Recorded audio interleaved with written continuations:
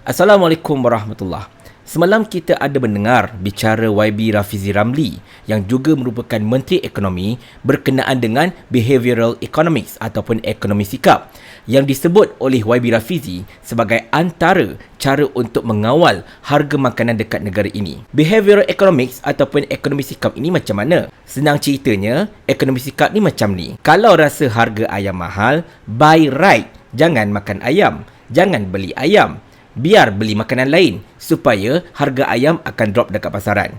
Macam itulah. Dalam erti kata lain, ekonomi sikap ini adalah satu cara untuk mengawal harga barangan dengan menukar sikap pengguna agar menunjukkan bahawa konon-kononnya pengguna ada spending power untuk menentukan harga pasaran. Dari satu segi, benda inilah yang disebut oleh menteri-menteri zaman BN dulu, terutamanya oleh Hassan Malik. Tetapi pada ketika itu, Rafizi juga antara mereka yang lantang kutuk menteri pada ketika itu. Dia duk kata menteri tak kerti buat kerja, mudahnya bercakap dan sebagainya. Tetapi bila kali ini dia sebut benda yang sama, tiba-tiba pula penyokong Rafizi ini dok kata, oh tengoklah Rafizi, dia sebut buy right, dia ada beritahu tentang perjalanan supply and demand. Benda sama je pun. Kenapa korang ni tak dapat menahan diri dari impress ke dengan menteri-menteri Pakatan Harapan ni? Behavioral Economics ini sebenarnya adalah satu terma yang begitu popular pada tahun 2008 dulu. Tetapi sekarang dah tak apa relevan dah. Sebab pihak pengeluar, pihak syarikat yang menyediakan makanan, mereka dah tahu dah macam mana nak cater tentang perangai ataupun sikap pengguna ini. Jadi soalan timbul, apakah kaedah yang terbaik untuk menangani masalah harga barang ini? Hasil daripada pembacaan dan juga penelitian saya terhadap tulisan-tulisan, pandangan-pandangan serta komen-komen oleh mereka yang pakar dalam bidang ini, saya boleh rumuskan ada 3 cara terbaik yang mungkin kerajaan boleh implement untuk menurunkan harga barang ini. Yang pertama ialah dengan membesarkan pengeluaran. Membesarkan keperluan macam mana? Sebagai contohnya, kita sebenarnya memang merupakan pengeluar. Kita memang ada keluarkan ayam, keluarkan telur dan sebagainya.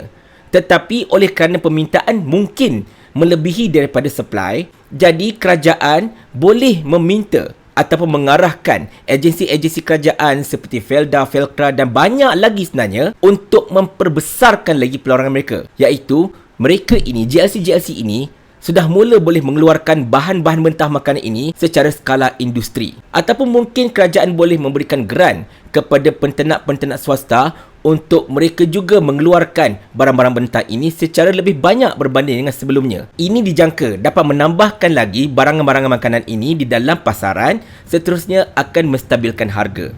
Cara yang kedua iaitu mengurangkan kebergantungan kepada bahan mentah luar. Ini lebih kepada berkenaan dengan benda yang tepi-tepi seperti dedak ayam, jagung dan sebagainya. Yang ini juga kerajaan boleh berperanan untuk bertindak agar menjadikan Malaysia ini sebagai salah satu hub untuk mengeluarkan barang-barang asas ini untuk keperluan para penternak dan juga peladang. Menteri Pertanian dahulu seperti Syabri Cik pernah mengeluarkan inisiatif untuk pengeluaran jagung dekat Malaysia ini. Bahkan Najib Razak juga pernah mempelopori agar Malaysia menjadi antara pengeluar dedak yang besar dengan menambahkan lagi penghasilan barang-barangan keperluan seperti ini untuk para penternak dan juga peladang. Dijangka kita dapat mengurangkan kebergantungan terhadap barangan-barangan seperti ini yang terpaksa diimport dari luar sebelum ini. Bila kita tak perlu lagi import barang luar itu secara lebih besar, maka secara tidak langsung harga barangan ini dapat kita kawal, bahkan mungkin dapat diturunkan. Bila turun harga barangan seperti ini, kos untuk para penternak, para peladang dan sebagainya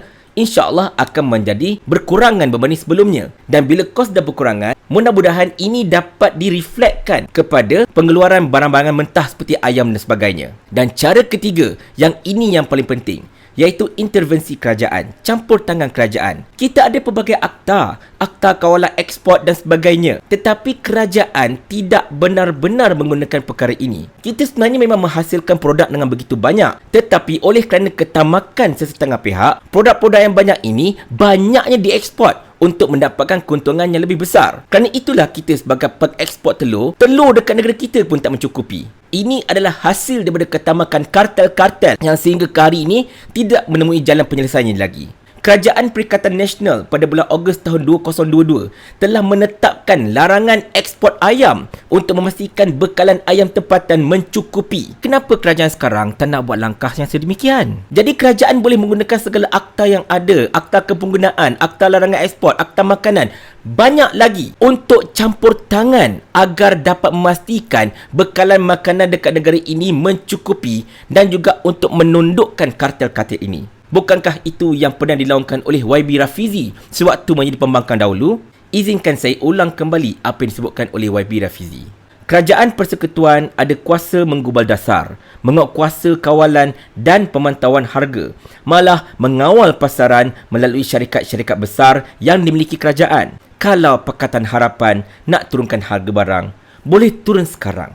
Hendak Seri Budaya tak nak disalahkan peniaga, disalahkan pula pengguna. Jadi, tolong buat apa yang anda tulis sebelum ini. Assalamualaikum warahmatullahi wabarakatuh.